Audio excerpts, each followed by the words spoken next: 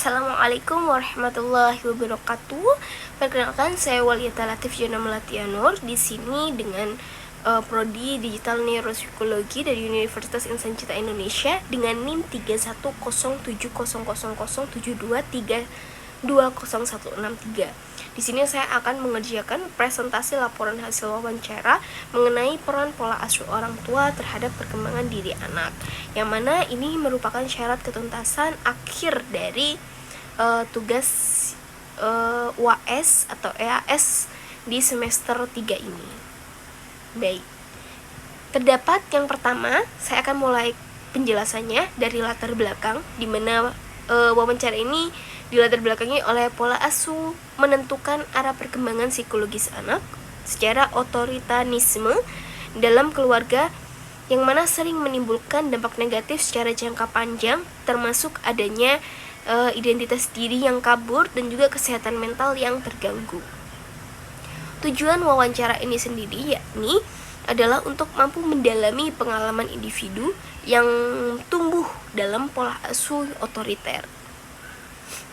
Manfaat dari wawancara ini yakni untuk melakukan pemahaman lebih mendalam mengenai efek pola asuh, kemudian juga sebagai dasar analisis intervensi psikologis, kemudian juga pengalaman praktik wawancara secara psikologi.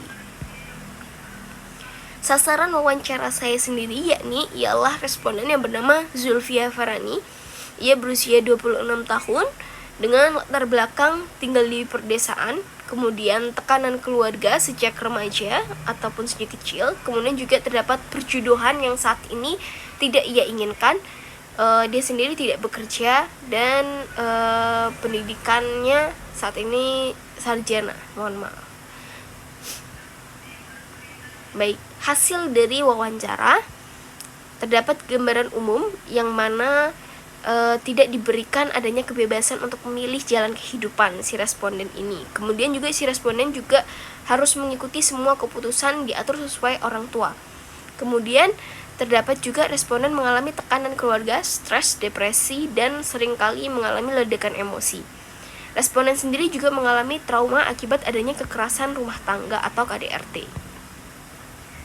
Poin penting yang terdapat dalam wawancara ini ketika responden menyatakan, saya tidak pernah memilih jalan hidup saya sendiri, semua sudah ditentukan oleh orang tua. Saya bahkan takut untuk menjadi ibu yang buruk nantinya.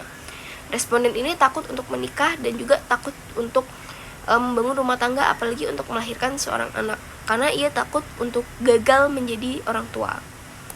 Kemudian saat ini terjadi perjodohan yang dipaksakan telah menjadi menambah gitu ya beban secara mental dari responden. Kemudian responden juga mengalami ketidakberdayaan dan kecemasan pada masa depannya. Dari wawancara ini saya mengambil analisis wawancara, yang mana pertama terdapat incongruence dari teori Carl Rogers. Di sini terdapat citra diri yang ideal atau realistis hidup secara bertolak belakang.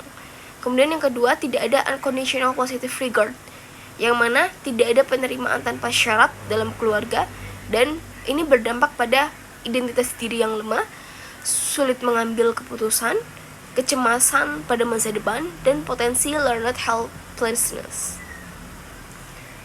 Kemudian terdapat faktor penghambat dan juga pendukung dari wawancara kali ini. Faktor penghambatnya diantaranya ialah adanya emosi responden yang sangat rentan sekali, sering bergejolak naik dan turun. Kemudian juga beberapa pertanyaan yang memicu tangisan. Kemudian juga ada faktor pendukung, diantaranya yakni responden sangat ingin sekali untuk didengar sehingga pertanyaan berjalan dengan baik. Kemudian suasana wawancara juga terasa hangat dan terbuka.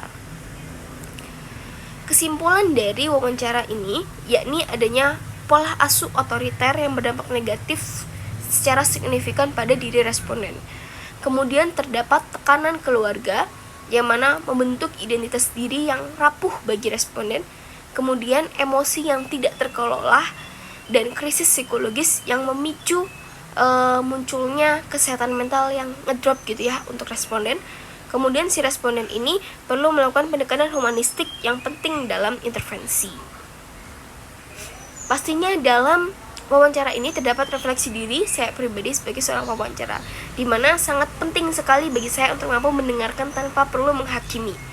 Kemudian juga terdapat teori-teori yang sudah saya pelajari, akan tetapi ternyata teori itu saja tidak cukup, tetapi saya harus membentuk dan membangun empati ketika melakukan wawancara. Kemudian perlunya adanya ruang aman untuk membuka pintu dan perlu untuk melakukan penyembuhan secara psikologis. Kemudian ternyata empati itu lebih penting dibandingkan dari sekedar teori, sehingga teori yang saya bawa tidak sepenuhnya perlu saya gunakan, tetapi saya harus memainkan empati saya di sini. Kemudian saya melakukan rencana tindak lanjut yang mana saya perlu untuk memperdalam adanya pemahaman teori humanistik dan juga trauma psikologis. Kemudian saya perlu mengikuti banyak sekali pelatihan wawancara secara terapeutik. Dan kemudian saya juga perlu mengasah kepekaan terhadap individu dengan latar belakang yang serupa atau mungkin yang berbeda di kemudian hari. Nah, saya juga melampirkan lampiran-lampiran mengenai informed consent, kemudian juga lembar wawancara perilaku dari si responden, dan verbatim yang telah saya ketik. Terdapat beberapa halaman dari verbatim yang telah saya ketik.